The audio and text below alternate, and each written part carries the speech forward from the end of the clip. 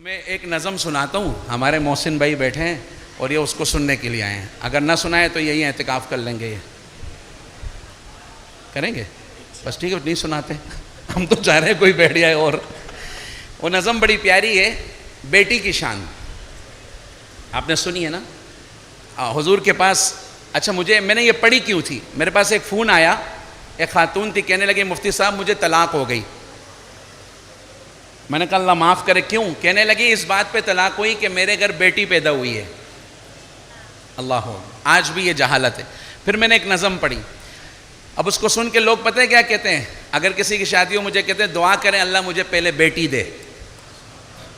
کیوں؟ میرے نبی نے پھر یہ واقعہ سن کے فرمایا تھا, لوگوں جس کی 3 بیٹیاں ہوں, ادھر دیکھنا کتنی, اور ایک روایت میں آتا ہے 4, ایک میں آتا ہے 3 بیٹیاں ہوں, اچھے نام رکھے, دینی تربیت کرے, ان کے حقوق ادا کرے, کل قیامت کے دن وہ آئے گا میں اور وہ ایسے ہوں گے. یوں آپ نے یوں 2 انگلیاں جوڑ کے فرمایا. کس پہ؟ بیٹی پہ. ایک صحابی کھڑے ہو کے کہنے لگا یا رسول اللہ صلی اللہ علیہ وسلم اگر کسی کی 2 ہوں. صحابہ کو تو یقین تھا نا ہر چیز, اگر اس کی 2 ہی بیٹیاں ہوں گی. صحابہ کے سوال سے مسائل حل ہو رہے تھے. کہا اگر کسی کی 2 بیٹیاں ہوں تو اللہ کے نبی نے فرمایا وہ بھی میرے ساتھ ایسے ہوگا. کچھ زمانہ گزرا, ایک صحابہ اماں عائشہ رضی اللہ عنہ کے پاس, کہنے لگے اگر اس محفل میں کوئی کھڑے ہو کے یہ بول دیتا کہ کسی کی ایک ہی بیٹی ہو, وہ اس کی تربیت کرے, حقوق ادا کرے, اچھے نام رکھے. تو اماں عائشہ رضی اللہ عنہ نے فرمایا اگر کوئی میرے محبوب سے اس ٹائم میں سے سوال کرتا آپ اس کے بارے میں بھی فرماتے کہ وہ میرے ساتھ ایسے ہوگا. بیٹیاں بوجھ نہیں ہیں, ان پر تو جنت کی ضمانت ہے. اب میں ایک نظم سناتا ہوں اور اس کے بعد کوشش کریں گے انشاءاللہ ہم مجلس سے ذکر کر کے پھر دعا کریں گے انشاءاللہ. باقی اگر سننا ہے تو کل علی مرتضیٰ کھڈا مارکیٹ میں ہے, ٹھیک ہے, اور اگلا دوسرا پروگرام کل یہاں کورنگی عثمانیہ میں ہے, پرسوں مسجد ابو بکر ڈیفینس میں ہے. یہاں کی قضا جو ہے وہاں کر لیں گے پھر انشاءاللہ, ٹھیک ہے. اب تو جو حافظ فارغ ہو گئے گھومتے رہو میرے ساتھ, آتے رہو انشاءاللہ. تو یہ نظم کیا ہے, میری مائیں بہنیں بہت آئی ہیں, میں چاہ رہا ہوں ان کا بھی حق ہے کچھ ان کو بھی سنایا جائے. تو شاعر کہتا ہے ایک واقعہ بتلاتا ہوں میں ملک عرب کا, وہ دور مدینے میں تھا پیغمبر رب کا. اچھا عجیب بات, اس میں ایک کو کم رکھیے گا. آج بھی مکہ مکرمہ میں وہ جگہ موجود ہے جہاں بچیوں کو زندہ دفن کرتے تھے. پتہ ہے کہاں؟ باب عبداللہ ہے نا, نیا جو دروازہ بنا ہے, اس کے ساتھ ایک 4 دیواری ہے. برج پہ چڑھیں گے تو نظر آئے گا. جب تعمیراتی کام ہوئے نا, وہاں کھدائی ہوئی تو بچیوں کی چیخنوں کی آوازیں آئیں. وہاں کے علماء نے بتایا چیخنے کی آواز آئی بچیوں کی. تو علماء نے کہا اس جگہ کو چھوڑ دو, یہ قیامت کے دن اٹھیں گے اور گربان پکڑیں گے. جو عورتوں کے حقوق کا شور مچاتے ہو سن لو, اسلام سے پہلے تو عورت کا یہ حق تھا, اس کو تو جینے ہی نہیں دیتے تھے. اسلام نے اس کو عزت دیا, مقام دیا. اسلام نے تو یہ کہا اس کی تربیت کر تجھے جنت ملے گی. بولو نا سبحان اللہ. اسی کی تربیت پہ اللہ نے جنت کے فیصلے کر دیے. بیٹی پہ تو جنت کی ضمانت ہے خدا کی, یہ بوجھ نہیں ہے, امانت ہے خدا کی. لاؤ نا اس شعر کا چیلنج کسی سے, چیلنج کرو. آؤ, کوئی اور مذہب یہ مقام عورت کو دیتا ہے؟ وہ تو ٹیشو پیپر بھی نہیں بناتے, اللہ معاف فرمائے. باہر کے اسلام ہے الحمدللہ. ایک واقعہ بتلاتا ہوں میں ملک عرب کا, وہ دور مدینے میں تھا پیغمبر رب کا. ایک آدمی دربار نبوت میں تھا حاضر, ایمان کی دولت ملی وہ پہلے تھا کافر.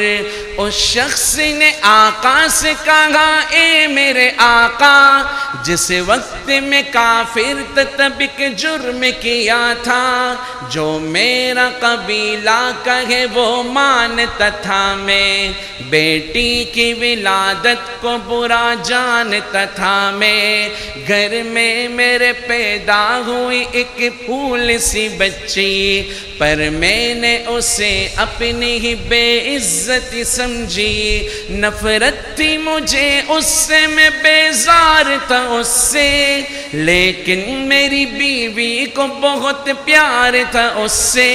اس بچی نے عزت میری ہر سمت اچھالی, بیٹی کی ولادت پہ مجھے ملتی تھی گالی.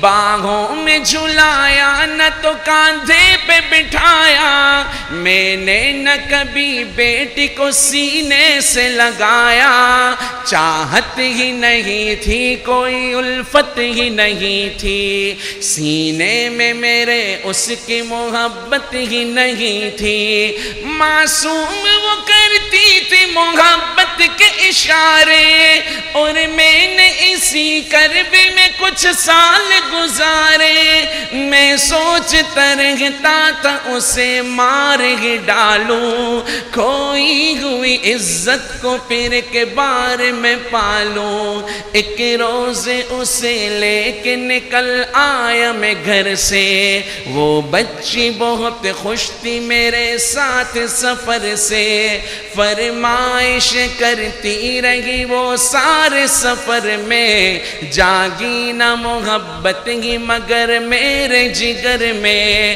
صحرا میں چلا آیا میں بستی سے نکل کر، بچی بھی وہاں پہنچی میرے ساتھ ہی چل کر، سنسان جگہ دیکھ کے سرشار ہوا میں، اس بچی کی تدفین کو تیار ہوا میں، تب میں نے یہ سوچا کہ یہی قبر بنا لوں، اور آج ہی اس بچی سے چھٹکارا میں پالوں، پھر میں نے کیا ایک گڑھا کھود نہ جاری، اس وقت میرے ذہن پہ شیطان تھا طاری، گرمی تھی بہت چور ہوا جب میں تھکن سے، اس وقت پسینہ نکل آیا تھا بدن سے، معصوم سی بچی کو ترس آ گیا مجھ پر، ہاتھوں ہی سے اس بچی نے سایہ کیا مجھ پر، دم لینے کو بیٹھا جو ذرا مجھ سے کمینہ، وہ پوچھ رہی تھی میرے چہرے کا پسینہ، رہ رہ کے میرا ہاتھ بٹاتی رہی وہ بھی، اور قبر کی مٹی کو ہٹاتی رہی وہ بھی، میرے نئے کپڑوں پہ لگی قبر کی مٹی، جو صاف کیے جاتی تھی وہ ننھی سی بچی، وہ پوچھتی جاتی تھی کہ بتلاؤ نہ بابا کیا کھود رہے ہو، مجھے سمجھاؤ نہ بابا، میں چپ رہا اب اس کو میں بتلاتا بھی کیسے، وہ بوجھ تھی مجھ پر اسے سمجھاتا بھی کیسے، تیار ہوئی قبر تو بچی کو اٹھایا، اور میں نے اسی قبر میں بچی کو بٹھایا،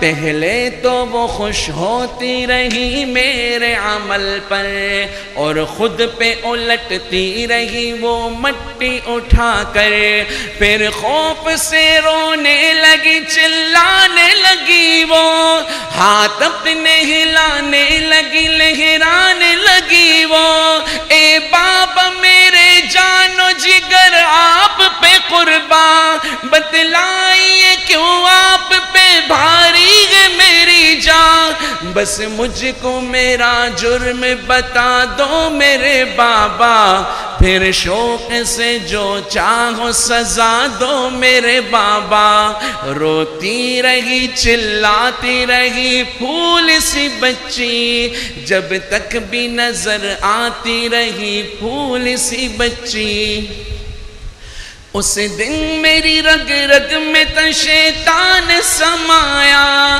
اس بچی پہ تھوڑا بھی مجھے رحم نہ آیا، زندہ ہی اسے قبر میں دفنا دیا میں نے، ایک جان پہ یہ کیسا ستم ڈھا دیا میں نے، وہ آدمی روتا رہا یہ بات بتا کر، اس شخص کے رخسار بھی اشکوں سے ہوئے تر، ایک درد سے سرکار کی آنکھیں ہوئی پرنم، دل تھام کے روتے رہے سرکار دو عالم، سرکار کو جو بات رلائے وہ غلط ہے، اللہ کو جو تیش دلائے وہ غلط ہے، سرکار کو مانا گے تو سرکار کی مانو